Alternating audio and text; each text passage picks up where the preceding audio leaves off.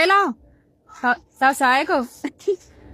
Akkami ti caccaba haadha keetii fooxaa fudhattee galche kanatti qorre deengadda. Si sirba wayin si gaabbata dheeni. Iddoon qabu namuufu onneen qabu si laadhe barbaan dhabeen qabuyyuu anuu kasi qabaadhe. Maaloo kana qeesiin nu dhageenyaani ani si bichaafi bilbila bichaadhaan hin sirbaa haadha gommaraatiin maal taateetiin. Si halo gondaatiin akkatti dhaabbadhuun dhabeen tinaanaa si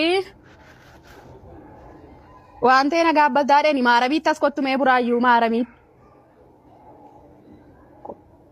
Eessa bejaajiidhaan jirtaani daafishitu biraanuun gadi dhufi qoyiliin sitti dhufaa.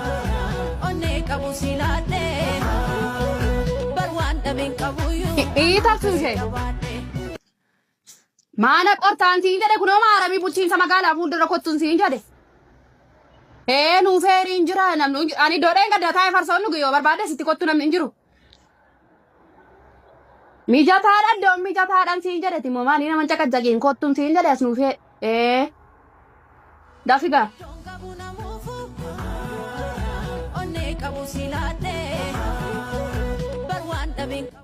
Ya jara keenya kana booddee boolee haaya uletti jedhanii fiiguun afeera asuma magaalaa Buraayyuu keessatti nuu feeriin huumaneerii gosa siin barbaadaniin inchii siin barbaadaniin isinii fidee jira akkuma argaa jirtan kana egaa gatiin kee. Qoy siin daawwala qoy miitingii waa irra jira qoy siin daawwala sii birraatu anadhaa wantan arrasii barbaadeef dhimmi cimaamti isaa jechuudha.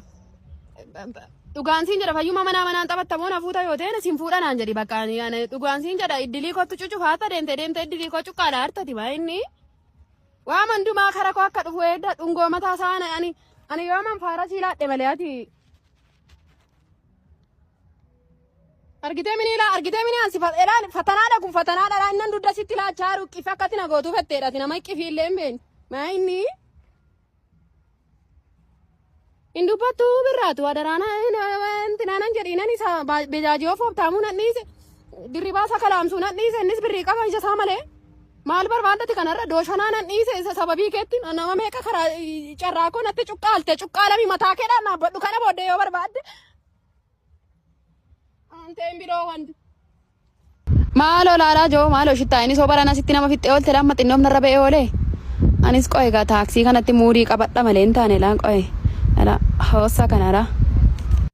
Lalle aradako. Otu mudi ko keessa na baasa mudi keessa se. Hello.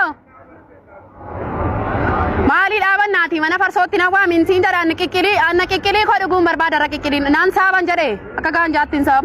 Gullalleen jiran siin jedhe. Gullallee aradako nafsina dhaloota qubee anisi gurra laannaan jilba. Biraane.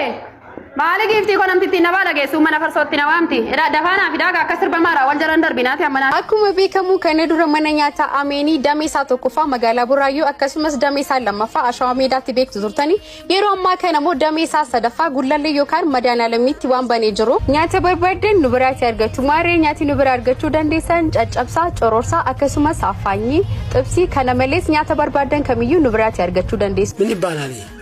Kana malee sittoon daanqoo warriin barbaadan lafa isin jirtanitti diilivarii isiniif gochuu dandeenya akkasumas immoo qaamaan dhuftanii fudhachuu dandeessu. Bakki argama keenya Madaanalamii waradaa 8 yookaan waajjira poolisii fuulduratti nu argachuu dandeessu. Mana nyaataa Ameenii kottaa buna dhugaa.